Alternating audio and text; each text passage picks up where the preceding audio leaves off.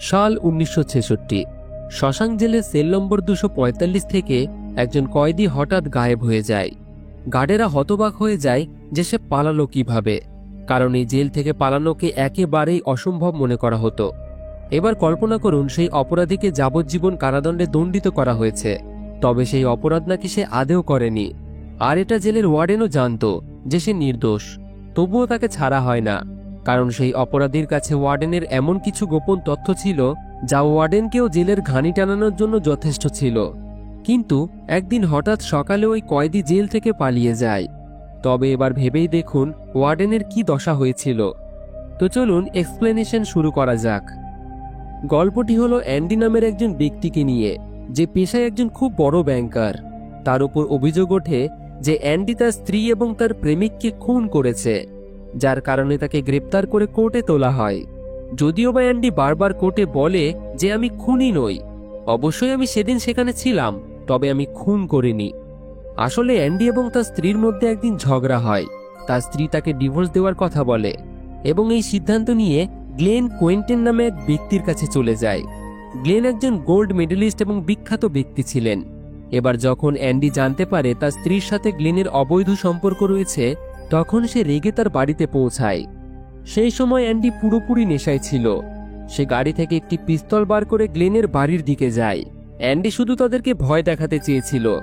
তবে যখন তার বাড়ির ভিতরে ঢোকে, তখন তার মনে হয় বাড়িতে কেউই নেই। তাই সে আবারও গাড়িতে ফিরে এসে তার নিজের বাড়ির উদ্দেশ্যে রওনা দেয় এবং রাস্তায় শহরের একটি নদীতে বন্দুকটি ফেলে দেয়। এই সম্পূর্ণ সত্যটা সে কোর্টকে জানালেও কোর্টের কাছে সকল এভিডেন্স অ্যান্ডিকেই দোষী প্রমাণ করছিল। অ্যান্ডির স্ত্রী এবং গ্লেনকে 4টি গুলি করা হয়েছিল। এর মানে এটি কোনো দুর্ঘটনা ছিল না, বদলা নেওয়ার জন্যই হত্যা করা হয়েছিল। পুলিশ সেখান থেকে আরও এমন কিছু প্রমাণ পায় যা অ্যান্ডি যে সেখানে ছিল তার দিকে ইশারা করছিল, যার কারণে এই অপরাধের জন্য কোর্ট তাকে যাবজ্জীবন সাজা শোনায়। এরপর অ্যান্ডিকে অন্য কয়েদিদের সঙ্গে শহরের শশাঙ্ক জেলে পাঠানো হয়। এখানেই আমরা রেড নামের একজন কয়েদিকে দেখি। সেও যাবজ্জীবন কারাদণ্ডে প্রায় 20 বছর জেল খাটছিল। অনেকবার সে প্যারোলের জন্য আবেদন করলেও কিন্তু বারবারই কোনো না কোনো কারণে রিজেক্ট হয়ে যেত। রেড জেলখানার এমন একজন ব্যক্তি যে জেলখানায় যে কোনো জিনিস বেআইনিভাবে আনতে পারে এবং সেগুলি কয়েদিদের বিক্রিও করে। সকল নতুন কয়েদিদের জেলে আসতে দেখে রেড এবং তার বন্ধুরা একে অপরের মধ্যে বাজি ধরে যে এই কয়েদিদের মধ্যে কে সর্বপ্রথম কান্না করবে। রেড তার বাজি অ্যান্ডির উপর লাগায়, কারণ তাকে দেখতে খুবই দুর্বল লাগছিল। তাদেরকে জেলে আনার পর সর্বপ্রথম জেলের ওয়ার্ডেন নটনের সামনে হাজির করা হয়।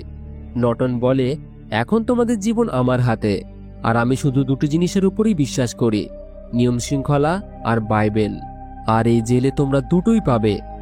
এরপর সব কয়েদিদের তাদের নিজ নিজ সেলে রাখা হয়। এখন রাত হলে নতুন আসা এক কয়েদিদের মধ্যে একজন জোরে জোরে কান্না করতে থাকে এবং বলে, আমি নির্দোষ। তার কান্না শুনে হ্যাডলি নামের একজন পুলিশ তার উপর এতটাই রেগে যায় যে তাকে খুবই খারাপভাবে মারধর করে, যার ফলে সে মারাই যায়। এদিকে অ্যান্ডির মুখ দিয়ে একটি আওয়াজও বেরোয় না, যার কারণে রেড বাজিতে হেরে যায়। তবে তাদের কাছে এটা খুবই সামান্য একটি খেলা মনে হলেও নতুন কয়েদিদের কাছে এই জেলখানা জাহান্নামের থেকে বড় কিছু ছিল না। এই নির্মম দৃশ্য দেখে নতুন কয়েদিদের মধ্যে আতঙ্ক বেড়ে যায় যে কিভাবে জেলখানায় অপরাধীদের সাথে পশুর মতো ব্যবহার করা হচ্ছে। পরদিন খাবার টেবিলে অ্যান্ডি তার খাবারে পোকা পায় এবং এখানে সে বুঝতে পারে এই জেলখানায় কয়েদিদের মানুষ মনে করা হয় না। একবার যদি কেউ এখানে ফেঁসে যায় তাহলে এখান থেকে বেরোনো কতটা মুশকিল হতে পারে। পরের দিন সকালে সব কয়েদিদের মাঠে নিয়ে যাওয়া হয়, যেখানে অ্যান্ডি রেডের সাথে পরিচয় হয়। রেডের সম্পর্কে সে কিছুটা আগে থেকেই অন্য কয়েদিদের কাছ থেকে শুনেছে, তাই সে রেডকে সরাসরি গিয়ে জিজ্ঞাসা করে, তুমি কি আমার জন্য পাথর কাটার একটি ছোট্ট হাতুড়ি এনে দিতে পারবে? রেড জিজ্ঞাসা করে, ওটা দিয়ে তুমি কি করবে? অ্যান্ডি বলে, আমি আগে পাথর কাটার কাজ করতাম, আর জেলেও সেই একই কাজ আমি করতে চাই। রেড বলে, ঠিক আছে, কিন্তু এর জন্য তোমাকে $20 দিতে হবে। অ্যান্ডি তার কথায় রাজি হয়ে যায়। তবে রেডের সন্দেহ হয় অ্যান্ডি হয়তো এই হাতুড়ি দিয়ে সুড়ঙ্গ বানানোর কাজ করবে, কারণ জেলে আসা প্রত্যেক নতুন কয়েদিরাই জেল থেকে পালানোর চেষ্টা করে থাকে। ঠিক তখনই রেড দেখে কিছু কয়েদি অ্যান্ডির দিকে একভাবে তাকিয়ে রয়েছে, আর তারা হলো জেলের সিস্টার্স গ্যাংয়ের সদস্য। তাদের কাজই হলো জেলের নতুন এবং দুর্বল কয়েদিদের শারীরিক নির্যাতন করা। তাই রেড তাদের থেকে অ্যান্ডিকে দূরে থাকার পরামর্শ দেয়। পরের দিন আমরা দেখি রেড অ্যান্ডির জন্য হাতুড়ির ব্যবস্থা করে দিয়েছে। তবে হাতুড়ির সাইজ দেখে সে হাসতে থাকে এবং মনে মনে বলে, এই হাতুড়ি দিয়ে যদি অ্যান্ডি সুড়ঙ্গ বানানোর চেষ্টা করে তাহলে তার 600 বছর লেগে যাবে। এরপর সে লাইব্রেরিয়ান ব্রুকসের মাধ্যমে হাতুড়ি অ্যান্ডির সেলে পাঠিয়ে দেয়। পরের দিন সকালে যখন সব কয়েদিরাই জামা কাপড় ধুচ্ছিল, তখন অ্যান্ডি ওয়াশিং পাউডার আনার জন্য স্টোর রুমে ঢোকে। তাকে একা যেতে দেখে সিস্টার্স গ্যাংয়ের ওই 3 জন সদস্য তার পিছু নেয় এবং আচমকা অ্যান্ডির উপর হামলা চালিয়ে তার সঙ্গে জোর জবরদস্তি শুরু করে। বাইরে আসার সময় অ্যান্ডির শরীরে আঘাতের চিহ্ন ছিল, কিন্তু সে এই সম্পর্কে কাউকে কিছুই জানায় না। এইভাবেই সময় কাটতে থাকে। তবে ওই গ্যাংয়ের সদস্যরা অ্যান্ডিকে আরও বেশি বিরক্ত এবং শারীরিক নির্যাতন করতে শুরু করে এবং এভাবে পুরো 2 বছর কেটে যায়। একদিন জেলের ওয়ার্ডেন সব কয়েদিদের মাঠে ডেকে বলে জেলের ছাদ মেরামতের জন্য 12 জনের দরকার। তখন ভিড়ের মধ্যে থেকে রেড এবং তার বন্ধুরা এই কাজ করার জন্য একজন গার্ডকে ঘুষ দিয়ে রাজি করিয়ে নেয় এবং তাদের মধ্যে অ্যান্ডিও ছিল। সবাই যখন ছাদ মেরামত করছিল, তখন হ্যাডলি নামের ওই পুলিশ অফিসার এসে তার অন্য বন্ধুদের সাথে গল্প করতে শুরু করে যে মরে যাওয়ার আগে তার ভাই তার জন্য $35,000 সম্পত্তি রেখে গেছিল, কিন্তু এখন ওই টাকার প্রায় বেশিরভাগটাই সরকারকে ট্যাক্স হিসেবে দিতে হবে। এই কারণেই সে খুবই চিন্তিত ছিল। অ্যান্ডি মনোযোগ দিয়ে তার কথাটি শুনছিল। সবকিছু শোনার পর হ্যাডলিকে চিন্তিত দেখে অ্যান্ডি হঠাৎই হ্যাডলির কাছে গিয়ে জিজ্ঞাসা করে, তুমি কি তোমার স্ত্রীকে বিশ্বাস করো? তার অ্যাকাউন্টে যদি তোমার $35,000 থাকে তাহলে কি সে তোমাকে ছেড়ে দেবে? আচমকা একজন কয়েদির মুখে এই রকম কথা শুনে হ্যাডলি রেগে যায় এবং তাকে ছাদ থেকে ফেলে দিতে চায়। তখন অ্যান্ডি বলে, যদি তুমি ওই $35,000 তোমার স্ত্রীর নামে করে দাও তাহলে সরকারকে কোনো ট্যাক্স দিতেই হবে না, কারণ সরকার জীবনে যে কোনো একবার স্ত্রীর নামে $60,000 পর্যন্ত ডিপোজিট করতে দেয় এবং তাতে কোনো ট্যাক্স দিতে হয় না। এটা শুনে হ্যাডলির রাগ কিছুটা শান্ত হয়ে যায় এবং সে অ্যান্ডিকে পুরো ব্যাপারটা বোঝাতে বলে। আর অ্যান্ডি যেহেতু একজন ভালো ব্যাংকার, সে তাকে ভালোভাবে বুঝিয়ে দেয়। অ্যান্ডি বলে, এর জন্য তোমাকে একটা ফর্ম ফিল আপ করতে হবে, আর যা আমি এমনিতেই তোমাকে করে দেব। তবে এর বদলে আমার বেশি কিছু চাই না, শুধু আমার এই বন্ধুদের প্রত্যেককে 3 বোতল করে বিয়ার খাইয়ে দিও। হ্যাডলি খুশি হয়ে অ্যান্ডির শর্ত মেনে নেয় এবং কাজের শেষে তার সকল বন্ধুদের 3 বোতল করে বিয়ার দেয়। তাদেরকে বিয়ার খেতে দেখে অ্যান্ডি খুবই খুশি হয়। রেডের মনে হয় হয়তো অ্যান্ডি শুধুমাত্র এটা হ্যাডলির ভরসা জেতার জন্য করেছে। তো যাই হোক, একদিন যখন সব কয়েদিরাই সিনেমা দেখছিল, তখন অ্যান্ডি রেডের কাছে গিয়ে বলে, আমার এই সিনেমার নায়িকার একটি বড় পোস্টার চাই। রেড রাজি হয়ে যায়, বলে, আমি শিগগিরই তোমাকে এনে দেব। এরপর অ্যান্ডি সেলের দিকে যাওয়ার সময় আবার ওই গ্যাংয়ের 3 জন তাকে ধরে ফেলে এবং বলে, বাঁচতে চাইলে চুপচাপ থাক। এই বলে তারা তার সাথে খারাপ আচরণ করতে শুরু করে। কিন্তু তখনই অ্যান্ডি সুযোগ বুঝে একটি ভারী জিনিস দিয়ে তাদের উপর আঘাত করে। এতে তারা আরো ক্ষেপে যায়। ফলে অ্যান্ডিকে তারা এতটাই খারাপভাবে মারে যে সে পুরো 1 মাসের জন্য হাসপাতালে ভর্তি হতে হয়। এদিকে এই ঘটনা ওয়ার্ডেনের কাছে পৌঁছাতেই তিনি ওই গ্যাংয়ের প্রধান বসকে 1 সপ্তাহের জন্য সলিটারি সেলে পাঠিয়ে দেয়। আর সলিটারি সেলে থাকাটা কতটা কষ্টের সেটা একটি কয়েদিই জানে। 1 সপ্তাহ পর যখন সে সেলে ফিরে আসে, তখন হ্যাডলি আগে থেকেই তার জন্য অপেক্ষা করছিল। ওয়ার্ডেন হ্যাডলিকে পাঠিয়েছিল তাকে উপযুক্ত সাজা দেওয়ার জন্য। সে তাকে এমনভাবে মারে যে সে আর কখনো হাঁটতে পারে না এবং এরপর তাকে হসপিটালে ভর্তি করা হয়। এদিকে অ্যান্ডি যখন হসপিটাল থেকে সুস্থ হয়ে ফিরে আসে, তখন দেখে তার বিছানায় ওই নায়িকার পোস্টার রাখা আছে, যা আসলে রেডের দেওয়া তার জন্য একটি সারপ্রাইজ ছিল। একদিন জেলের ওয়ার্ডেন তল্লাশি করার জন্য অ্যান্ডির সেলে আসে। তখন সে অ্যান্ডির হাতে বাইবেল দেখে খুবই খুশি হয়, কারণ সে নিজেও ধর্মবিশ্বাসী ছিলেন। হঠাৎ তার চোখ দেওয়ালে লাগানো পোস্টারের দিকে যায়। সে বলে, আমি সাধারণত এগুলোর অনুমতি দিই না, তবে কখনো কখনো এগুলো এড়িয়ে যাওয়া যায়। আসলে ওয়ার্ডেন তল্লাশির অজুহাতে অ্যান্ডিকে শুধু পরীক্ষা করছিল, কিন্তু কোনো বেআইনি জিনিস খুঁজে পায় না তার সেলে। যার ফলে যাওয়ার সময় সে অ্যান্ডিকে বাইবেল ফিরিয়ে দেয় এবং বলে, মুক্তির রাস্তা এই বাইবেলের মধ্যেই আছে, এটা মনকে শান্তি করে। পরের দিন ওয়ার্ডেন অ্যান্ডিকে অফিসে ডেকে পাঠায় এবং বলে, তোমার মতো পড়াশোনা জানা লোকের জন্য আমার কাছে একটি কাজ আছে। এই বলে তিনি অ্যান্ডিকে অ্যাসিস্ট্যান্ট লাইব্রেরিয়ান বানিয়ে দেয়। অর্থাৎ এখন থেকে অ্যান্ডি ব্রুকসের সাথে লাইব্রেরিতে কাজ করবে। ব্রুকস গত 50 বছর ধরে এই লাইব্রেরি সামলাচ্ছেন এবং এটা তার কাছে একটি পরিবারের মতো। ধীরে ধীরে জেলের সব অফিসাররাই জেনে যায় যে অ্যান্ডি একজন ফাইন্যান্সিয়াল এক্সপার্ট ব্যাংকার এবং সে হ্যাডলির $35,000 বাঁচিয়েছে। তাই বেশিরভাগ গার্ড এবং নিজে ওয়ার্ডেনও তাদের ট্যাক্স রিটার্ন এছাড়াও ফাইন্যান্সিয়াল সকল কাজ অ্যান্ডিকে দিয়েই করতে শুরু করে। তার কাজ এতটাই বেড়ে যায় যে তাকে একজন অ্যাসিস্ট্যান্টও নিতে হয়, আর সে হয় তার সবচেয়ে ভালো বন্ধু রেড। একদিন অ্যান্ডি এবং রেড লাইব্রেরির বাইরে বসেছিল, তখন হঠাৎ এক লোক দৌড়ে এসে তাদেরকে ভিতরে নিয়ে যায়। সেখানে গিয়ে তারা দেখে ব্রুকস এক কয়েদির গলায় ছুরি ধরেছে। আসলে সেই লোক ব্রুকসকে জানাতে এসেছিল যে তার নাকি সাজা মাফ হয়ে গেছে এবং তাকে ছেড়ে দেওয়া হবে। কিন্তু ব্রুকস জেল থেকে বাইরে যেতে চাইছিল না, কারণ গত 50 বছর ধরে এটাই তার ঘর ছিল। ব্রুকস ভাবছিল যদি সে এই কয়েদিকে মেরে ফেলে তাহলে আবার তাকে জেলে রাখা হবে।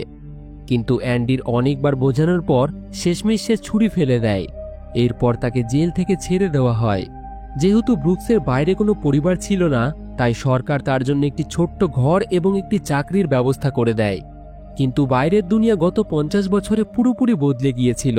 সেখানে ব্রুকস নিজেকে খুবই একা ভাবত।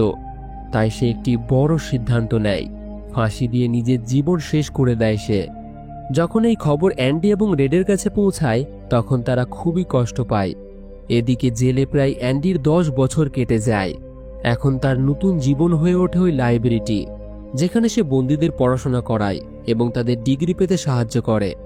একদিন জেলের ওয়ার্ডেন ঘোষণা করে যে একটি নতুন প্রোগ্রাম শুরু হতে চলেছে জেলে, যেখানে বন্দীদের জেলের বাইরে নিয়ে গিয়ে তাদের দিয়ে কাজ করানো হবে, যাতে তারা শিখতে পারে কিভাবে পরিশ্রম করে টাকা উপার্জন করতে হয় এবং এর ফলে সরকারি খরচ অনেকটা কমে যাবে।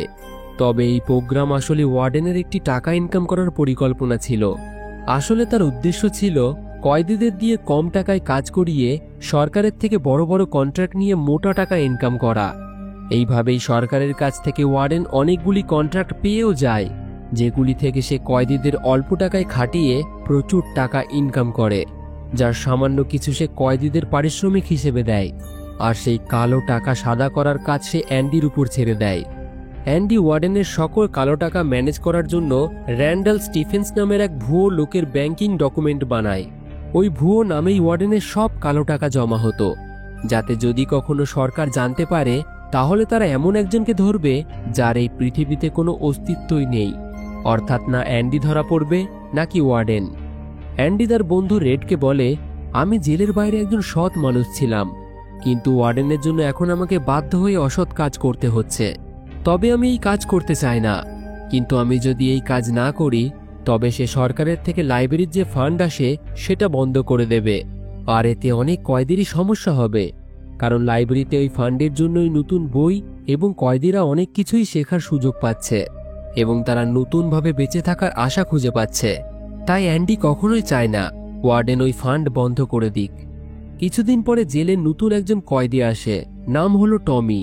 তাকে চুরির জন্য 2 বছর সাজা দেওয়া হয়েছিল, কিন্তু অ্যান্ডির সঙ্গে পরিচয় হওয়ার পর সে জানতে পারে অ্যান্ডি এই জেলে অনেক কয়েদিদেরকেই পড়াশোনা করিয়েছে এবং তাদের ডিগ্রি পেতে সাহায্য করেছে, যাতে তারা জেল থেকে বেরিয়ে সভ্য সমাজে বেঁচে থাকার জন্য কিছু কাজ করতে পারে।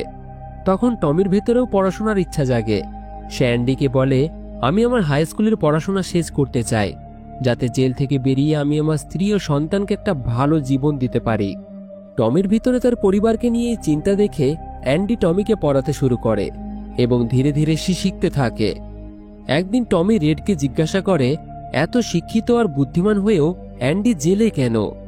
রেড তাকে বলে, আগে অ্যান্ডি একজন ব্যাংকার ছিল, কিন্তু একদিন সে তার স্ত্রী আর তার প্রেমিককে একসঙ্গে ধরে ফেলে এবং তাদের গুলি করে হত্যা করে, তাই সে যাবজ্জীবন সাজা কাটছে। তখন টমির কিছু পুরনো কথা মনে পড়ে যায়। সে বলে, আজ থেকে প্রায় 4 বছর আগে যখন আমি অন্য একটি জেলে চুরির সাজা কাটছিলাম, তখন সেখানে আমার এক কয়েদির সাথে পরিচয় হয়। সে আমাকে বলেছিল একদিন সে চুরি করতে গিয়ে এক বাড়িতে ঢোকে, কিন্তু বাড়ির মালিক জেগে ওঠে এবং তাকে ধরে ফেলে। তখন সে সেই বাড়ির মালিককে আর তার বান্ধবীকে গুলি করে মেরে ফেলে। তবে পরে সে জানতে পারে যে সে তার স্ত্রী নয় এবং তারা স্বামী স্ত্রীও নয়, বরং প্রেমিক প্রেমিকা। আর সেই মেয়েটিও ছিল এক বড় ব্যাংকারের স্ত্রী, যার হত্যার অভিযোগে পুলিশ সেই ব্যাংকারকে গ্রেপ্তার করেছিল। আর সেই ব্যাংকার আর কেউ নয়, অ্যান্ডি নিজেই। অর্থাৎ অ্যান্ডি নির্দোষ হয়েও গত 19 বছর ধরে এই জেলে সাজা কাটছে। এই সব শোনার পর অ্যান্ডি আর দেরি না করে দ্রুত ওয়ার্ডেনের কাছে গিয়ে পুরো সত্যি কথাটা জানিয়ে দেয়। অ্যান্ডি বলে, যদি কোনোভাবে ওই লোকটাকে ধরা যায় তাহলে আমি নির্দোষ প্রমাণ হতে পারবো এবং আমার সাজা মাফ হয়ে যাবে। কিন্তু ওয়ার্ডেন তার কোনো কথাই বিশ্বাস করে না, কারণ সে জানতো যে অ্যান্ডি তার কালো টাকা সাদা করে দিচ্ছে, তাই সে তাকে কোনোভাবেই বাইরে যেতে দিতে পারে না। অ্যান্ডি বলে, আমি তোমার টাকার ব্যাপারে বাইরে কাউকে কিছুই বলবো না, আমি তো নির্দোষ, আমি কেন বিনা দোষে জেল খাটবো। এতে ওয়ার্ডেন তার ওপর খুবই রেগে যায় এবং অ্যান্ডিকে ধরে 1 মাসের জন্য অন্ধকার সেলে পুরে দেয়। এখন ওয়ার্ডেনের ভয় হতে থাকে যে তার গোপন কথা ফাঁস না হয়ে যায়, তাই সে একটি পরিকল্পনা করে অ্যান্ডিকে নির্দোষ প্রমাণ করার একমাত্র প্রমাণ টমিকে জেলের পিছনে ডেকে পাঠায় এবং তাকে নির্মমভাবে গুলি করে হত্যা করে দেয়। পরের দিন সে অ্যান্ডিকে গিয়ে বলে, আগের দিন টমি পালানোর চেষ্টা করছিল, তাই বাধ্য হয়ে হ্যাডলিকে তাকে মারতে হয়েছে। যদিও অ্যান্ডি জানতো ওয়ার্ডেন মিথ্যা বলছে, এটা তার পরিকল্পনা, তাই সে বলে, এখন থেকে আমি তোমার কোনো কাজ করব না, নিজের কাজ তুমি অন্য কাউকে দিয়ে করাও। এটা শুনে ওয়ার্ডেন তাকে হুমকি দেয়, যদি তুমি আমার কাজ না করো তবে আমি তোমাকে আবার সেই গ্যাংয়ের লোকেদের হাতে তুলে দেব। আর তুমি এটা ভালোভাবেই জানো তারা তোমার উপর কতটা রেগে আছে। তারা তোমাকে প্রতিদিন নির্যাতন করবে, শারীরিক দিক থেকে টর্চার করবে, আর আমি তোমার সেই প্রিয় লাইব্রেরিতেও আগুন ধরিয়ে দেব। এই সব কিছু বলার পর ওয়ার্ডেন অ্যান্ডিকে আবারও 1 মাসের জন্য সেই সেলে বন্দি করে রাখে, যাতে সে সম্পূর্ণভাবে মানসিক এবং শারীরিক দিক থেকে ভেঙে পড়ে। 2 মাস পরে অ্যান্ডি তার সাজা কাটিয়ে বাইরে বেরিয়ে আসে। তখন তার বন্ধু রেড অ্যান্ডির কাছে যায় এবং দেখে যে আজ অ্যান্ডি খুবই মনমরা হয়ে বসে আছে। তখন অ্যান্ডি রেডকে জিজ্ঞাসা করে, তুমি কি কোনোদিন এই জেল থেকে বেরোতে পারবে? রেড বলে, হয়তো যখন আমি বুড়ো হয়ে যাব আর আমার মাথা কাজ করা বন্ধ করে দেবে। তখন অ্যান্ডি বলে, যেদিন আমি এই জেল থেকে বেরোবো আমি জিহুয়াতানেজো চলে যাব, যেটি মেক্সিকোর খুব সুন্দর একটা বিচ। লোকেরা বলে নাকি সেই সমুদ্র তট এতটাই সুন্দর যে মানুষ সেখানে জীবনের সব কষ্ট, সব দুঃখ ভুলে হারিয়ে যায়। তাই আমি আমার বাকি জীবন ওখানেই কাটাতে চাই। সমুদ্র তটে আমি একটি ছোট্ট হোটেল খুলব, কিছু পুরনো নৌকা কিনে সেগুলিকে ঠিক করব এবং বন্ধুদের নিয়ে সমুদ্রে মাছ ধরতে বেরোবো এবং এইভাবেই সুন্দরভাবে বাকি জীবনটা আমি শেষ করব। অ্যান্ডি রেডকে আরও বলে, তুমি আমাকে একটা প্রতিশ্রুতি দাও, যদি তুমি কখনো এই জেল থেকে বেরোতে পারো তবে আমার একটি কাজ করবে। বাস্টন শহরের কাছে একটি মাঠ আছে যেখানে একটি বিশাল গাছ রয়েছে। সেই গাছের পাশে একটি পাথরের দেওয়াল আছে যেখানে একটি কালো রঙের পাথর বসানো আছে। তুমি এই পাথরটা সরাবে এবং নিচে যা থাকবে সেটি নিজের কাছে রাখবে। রেড জিজ্ঞাসা করে, ওই পাথরের নিচে কি আছে? অ্যান্ডি বলে, ওটা তোমাকেই গিয়ে দেখতে হবে। অ্যান্ডির মুখে এইরকম অদ্ভুত কথা শুনে রেড ভাবে হয়তো অ্যান্ডির মাথার ঠিক নেই। সন্ধ্যায় যখন তারা একসঙ্গে মিলে খাবার খাচ্ছিল তখন সেখানে অ্যান্ডি ছিল না। তাদের মধ্যে একজন বলে, আজ অ্যান্ডি আমার কাছ থেকে একটি দড়ি নিয়ে গেছে, হয়তো সে মানসিক দিক থেকে ভেঙে পড়েছে। এটা শুনে রেড ভীষণ চিন্তিত হয়ে পড়ে। মানসিক চাপে পড়ে অ্যান্ডি যেন কোনো খারাপ সিদ্ধান্ত না নেয়। এদিকে দেখা যায় অ্যান্ডি ওয়ার্ডেনের ফাইন্যান্সিয়াল কাজগুলি করছে। কাজ শেষ হলে ওয়ার্ডেন তার কাছে আসে এবং সব কালো টাকার হিসাবের বেআইনি কাগজপত্র একটি সিক্রেট লকারে রাখতে বলে। যাওয়ার আগে সে অ্যান্ডিকে তার কিছু কাপড় আর জুতো দেয় এবং বলে, এগুলো ভালোভাবে পালিশ করে দিও। আসলে ওয়ার্ডেন অ্যান্ডিকে তার চাকরের মতো ব্যবহার করছিল। অ্যান্ডি জুতোগুলি পরিষ্কার করে তার সেলে ফিরে আসে, কিন্তু তার বন্ধু রেড তাকে নিয়ে খুবই চিন্তিত ছিল। তার চিন্তা হয় সে আজ রাতে যেন কোনো খারাপ পদক্ষেপ না নেয়। পরের দিন সকালে সব কয়েদিরা নিজেদের সেল থেকে বেরোয়, কিন্তু অ্যান্ডি সেল থেকে বেরোয় না। যখন গার্ড গিয়ে তার সেল চেক করে তখন ভিতরের দৃশ্য দেখে স্তব্ধ হয়ে যায়, কারণ অ্যান্ডি তার সেল থেকে রহস্যজনকভাবে গায়েব হয়ে গেছিল। অন্যদিকে ওয়ার্ডেন যখন তার জুতো পরার বাক্স খোলে তখন দেখে ভিতরে অ্যান্ডির জুতো রয়েছে। তখন সে দৌড়ে অ্যান্ডির সেলে আসে এবং গার্ডকে জিজ্ঞাসাবাদ করে। গার্ড বলে, লাইট বন্ধ হওয়া পর্যন্ত সে তো সেলেই ছিল। এরপর ওয়ার্ডেন রেডকে জিজ্ঞাসা করে, বল অ্যান্ডি কোথায়? তুই তার সব থেকে ভালো বন্ধু ছিলিস। রেড বলে, আমি তো কিছুই জানি না, আমি তো নিজের সেলে ছিলাম। এটা শুনে ওয়ার্ডেন প্রচন্ড রেগে যায়। এটা নিশ্চয়ই তোদের কোনো ষড়যন্ত্র। অ্যান্ডি কোনো ভূত নয়, সে হঠাৎ গায়েব হয়ে যাবে না। আর এই সেলে শুধু এই বেকার পোস্টার আর তার কিছু জরুরি জিনিস ফেলে যাবে না, নিশ্চয়ই তুই জানিস সে কোথায়। তবে আদেও রেড জানতই না অ্যান্ডি কোথায়। রেগে ওয়ার্ডেন তার সেলে থাকা ছোট ছোট কিছু পাথর ছুঁড়তে শুরু করে। তখন একটি পাথর পোস্টারে গিয়ে লাগে এবং পোস্টার ফুটো করে দেওয়ালের ভিতরে ঢুকে যায়। এবার যখন ওয়ার্ডেন ওই পোস্টারের ভিতরে হাত ঢোকায়, তখন সে দেখতে পায় এর পিছনে একটি বিশাল সুড়ঙ্গ রয়েছে, যা দেওয়ালের শেষ পর্যন্ত চলে গেছে, এবং এই সুড়ঙ্গ দিয়েই অ্যান্ডি জেল থেকে পালিয়ে গেছে। এটা দেখে ওয়ার্ডেনের মাথা তো ঘুরে যায়, কারণ এই জেলে একমাত্র অ্যান্ডি তার বেআইনি কাজের সকল প্রমাণ সম্পর্কে জানত। এরপর সব গার্ড অ্যান্ডিকে খুঁজে বের করার জন্য সার্চ অপারেশন চালায়। তখন তারা জেলের বাইরে কিছুটা দূরে অ্যান্ডির পুরনো কাপড়, একটি সাবান আর তার হাতুড়ি খুঁজে পায়, যেটা দিয়েই সে সুড়ঙ্গটি বানিয়েছিল। এই হাতুড়িটি ছিল যেটি অ্যান্ডি 20 বছর আগে রেডের কাছ থেকে চেয়েছিল। অর্থাৎ অ্যান্ডি গত 20 বছর ধরে এই হাতুড়ি দিয়ে সুড়ঙ্গ বানাচ্ছিল, আর সুড়ঙ্গ থেকে যে মাটি বের হতো তা সে নিজের পকেটে ভরে জেলের গ্রাউন্ডে ছড়িয়ে দিত, যাতে কারোর সন্দেহ না হয়। রেড ভেবেছিল এই ছোট্ট হাতুড়ি দিয়ে সুড়ঙ্গ বানাতে অ্যান্ডির প্রায় 600 বছর সময় লেগে যাবে, কিন্তু অ্যান্ডি 20 বছরেই এই কাজ করে দেখিয়েছে।